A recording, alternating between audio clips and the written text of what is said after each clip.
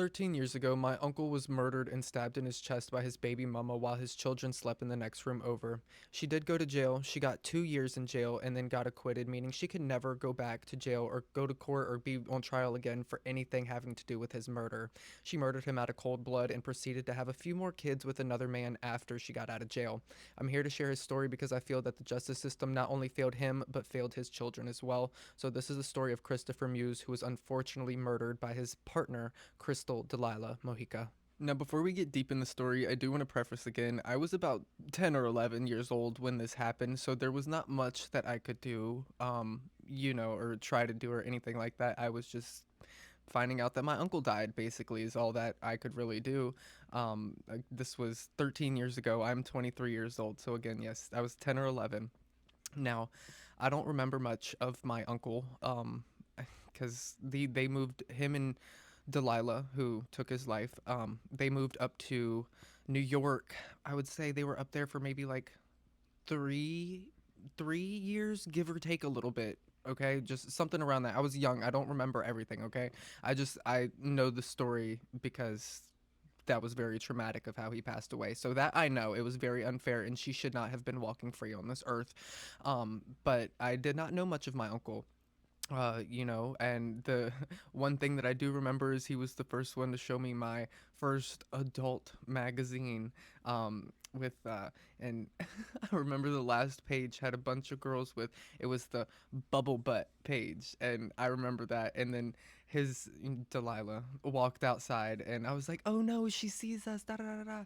And she was like, "What are y'all looking at?" And anyways, it was just crazy, and that's one of the things that I remember of my uncle. Now, my uncle is my mother's brother. This is on my mom's side, and so they moved up to New York. He would call every so often, and when I would talk to him, I would get so upset because I would miss him, and miss seeing him and stuff like that. And so, apparently, come to find out, a few nights that he would be calling her, he would be locked out of the apartment. Delilah would kick him out and make him sleep in the hallway of the apartment. They lived in the Bronx, um, in the apartment, some apartment in the Bronx in New York. So, and there'd been previous like domestic violence things, not with him. I know it's hard to believe, but yes, women do beat on men. It is very possible. Deadliest Women is a insane show. If you've never seen it, watch it. It's crazy. So yes, she and her mother would beat on him. Hammers, baseball bats, things of that sort. She did beat on him when they were here. He would never lay a finger on her.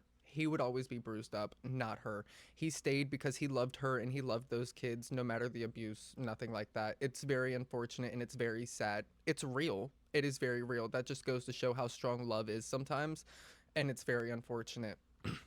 So he stayed with her, a lot. And right before he died, my mom told me that he had a broken rib. So I guess she had beat him up and broke a rib or something like that. It's really, really insane. And I don't mean to laugh or smile like it's funny. It's literally like this is just kind of how I cope. It's still upset. It's still upsetting to me. It's very heartbreaking. I got no time with my uncle. So, anyways, time passes, and my mom sees something on Facebook talking about rest in peace, Chris Muse, and all this stuff. And she's like, what in the world? And so she calls the New York Police Department and literally asks them, like, hey, Chris Muse. I only know one of them, is what happened. Basically asked about it, and they confirmed, like, yes, he was murdered. Now, the story, as I know it, I did say when I posted this on TikTok, and shared his story, that I think he was outside selling water bottles, which is something that he did. He would be outside selling water bottles, and he also had a job at Wendy's as well. But Wendy's was not paying him enough to support his wife and 2 kids. So again, he would sell water bottles on the side of the road during summertime and stuff like that, just to make a little bit of extra money. But I guess he was not coming in from selling water bottles. My mom said he was coming in from smoking a cigarette. Him and Delilah would take turns smoking outside because they did not smoke in the apartment around the children. His son did have cerebral palsy, which, I mean, I don't think that's a reason on why not to smoke in front of but either way, they didn't smoke in front of the kids and they didn't smoke in the apartment, point blank. Now, whether he was selling waters or smoking a cigarette, either way, when he came back in from being outside, She was waiting behind the door for him to come in with a long serrated bread knife. Now, if you have a knife set or you've seen, a bread knife and you know what I'm talking about, they are the long knives and they have the jagged teeth on them.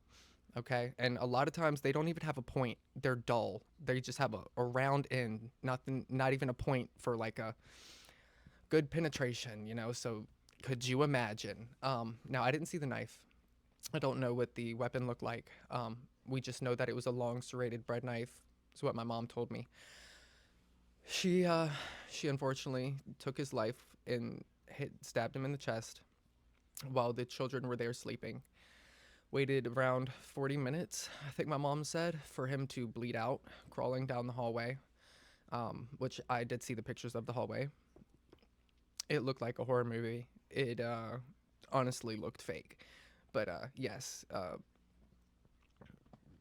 handprints down the hall. Uh, it's just, and the only reason I'm like descriptive kind of with it is because it's like it's real. Like this stuff happens. Like this stuff really happens. It's horrible. I feel like some people just think like this, like it could never happen to me. Like that's fake. Like they only see that in movies. Mm-mm. No. And everybody always said that she would be the death of him. And baby, she was the death of him. And he loved that woman. And love is horrible. But anyways, so took his life, waited 40 something minutes for him to bleed out and go down the hallway, proceeded to go down the stairs and say, I just killed my husband. Somebody called the police. It wasn't even her that called the police. So, yeah. Um, anyways, so she gets locked up and goes to jail or prison, whatever it was. Again, I was 10 or 11 years old. I don't know what it was. I just know what happened. Okay, that's it. But anyways, so she goes to jail. I know the trial went on for about 2 years, and if for us to fight on his behalf, we would have had to be up there in New York while this trial and court case and stuff was going on. And at first, you don't know how long a court case is going to last. I mean, it could last a month, it could last 2 years, or longer. Like you just never know. And we could not be up there for the court case and the trials and stuff like that. We didn't have enough money. Again, I was 10 or 11 years old. We had bills and stuff we had to pay down here. It was my mom, my mom's mom, which is again my uncle's mom as well, because that's her brother, my mom's brother. And we just all of us could not be up there. Besides the time they went, I didn't even go to see his body or verify his body or the crime scene or anything like that. My mom and my mom's mom went. And I think my other cousin went as well with them. Other than that, we could not afford it. We are not a wealthy family. We come from nothing. I tell you right now, I've really came a long way, and I'm very proud of myself of where I've become. But I digress. On back onto the story. Anyways, so we could not be up there for the 2 something years that the trial ended up going on for. So I honestly believe she ended up getting she got acquitted in the end. She did get acquitted, which if you don't know what that means, typically I don't personally, I don't know 100%. I do know that it means that you can't go back to jail or go to trial or anything like that for the whatever you got acquitted for again. So she could not have gone back to court or jail or anything for that murder again. I don't know if there's a certain way that you can potentially have a court case reopened or something if it's acquitted. Somebody correct me if I'm wrong down in the comments, but that is what I know. As that's what I said is what I know. Okay. Um so anyways, she got acquitted. Spent only 2 years in jail for murdering my uncle in front of his kids. I mean, they were asleep, but they were still in the same house. Is that not child endangerment as well or something? Like, I mean, come on now. Um, and she ended up messaging me, which is crazy. Messaged me about 2 years ago, I think it was, and it's like, hey Bubba or hey Boo, you've gotten so big. Um, I didn't know if you wanted to see how big your cousins have gotten or what they look like now. And I do know my relationship with my cousin Logan, which is his oldest son, and he also had a daughter with her, Ruby, as well. uh, she proceeded to have three more kids with another guy after all this happened and she got out of jail. But I do know that my relationship with Logan was very strong. I do remember loving seeing him or wanting to go over to Chris's house all the time to go see Logan. We have a picture together where I'm dropping a little ball on his head or something. It's one of those balls with the, they probably don't sell them anymore. Early 2000 toys. Anyways, so yeah, asked me if I wanted to see pictures of them, and I only responded because, yeah, I mean, yeah, I want to see my family. Are you kidding me? Like, and that's a whole nother part of it too. Is we tried to get custody of the kids. My mom, my mom's mom, and my grandma. Uh, well, we all told them, we want them. We want the kids down here, with us. But my mom told me that I guess whoever deals with, I, I don't know, is it CPS in New York too? No idea. New York CPS or whoever never ended up coming down here to check our home, and they never called us to set up an appointment to check our home to make sure it was a safe living environment. Also, we never even really heard updates about the court case or anything like that until my mom found out that she got acquitted and got out of jail. We were never updated or given any information about the case. Again, yes, I was 10 or 11 years old. You're probably like, how do you know this? My mom told me everything. I mean, and she talks about it all the time still. She still talks about it. And sometimes she will even still look up the news articles, seeing if there was anything new. Up until recently, there was something new.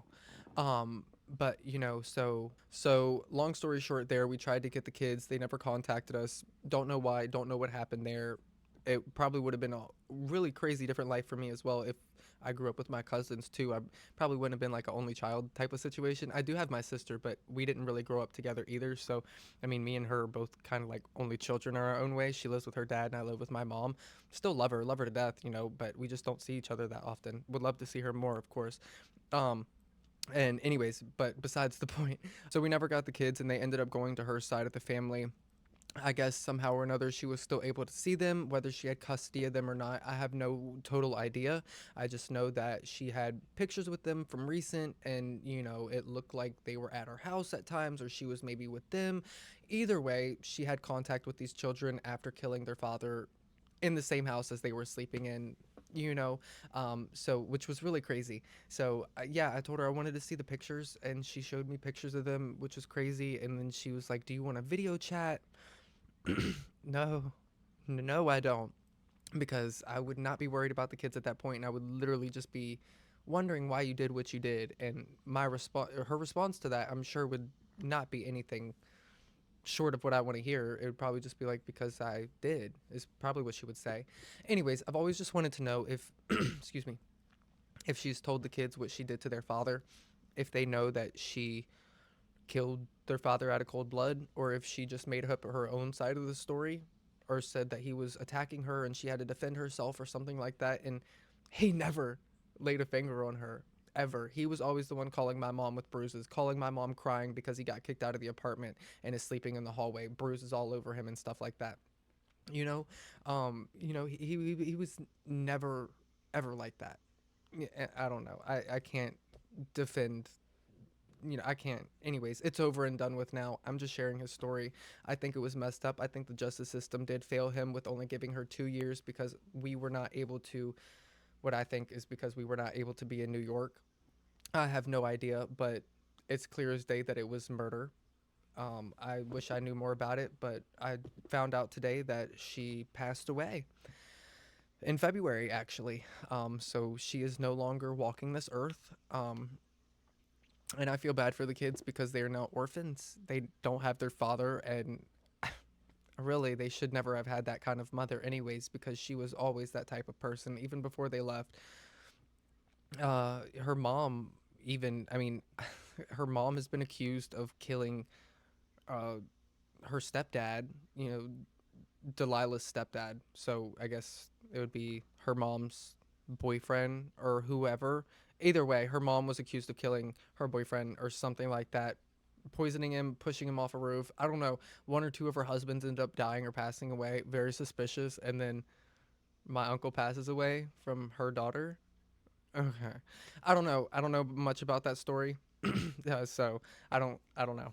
So that is the story of my uncle Christopher Muse, who was unfortunately murdered by his partner Crystal Delilah Mojica. Logan, Ruby. I'm not sure if you guys have the same last name, if it's Mojica or Muse or what at this point, but if you ever see this or ever come across this video, just know that we tried to get you. I hope you are doing well. You are more than welcome to contact me and contact this side of the family. Grandma Lisa, I don't know if you remember her at all, but my mom's mom, so your aunt's, what would it be? Your aunt's mom? Yeah, my mom's mom. Anyways, she really wants to get in contact with you guys and see you guys. So um, I hope you're doing well. I'm so sorry you had to grow up without a father, especially in a way like that. I don't know what she told you guys. If she ever told you that she took his life or not, or if this is how you find out, and if it is, I'm so sorry. But it's very unfortunate, and I think your father's story needs to be heard. Other than that, as always, I love you guys, and I will see you in the next one.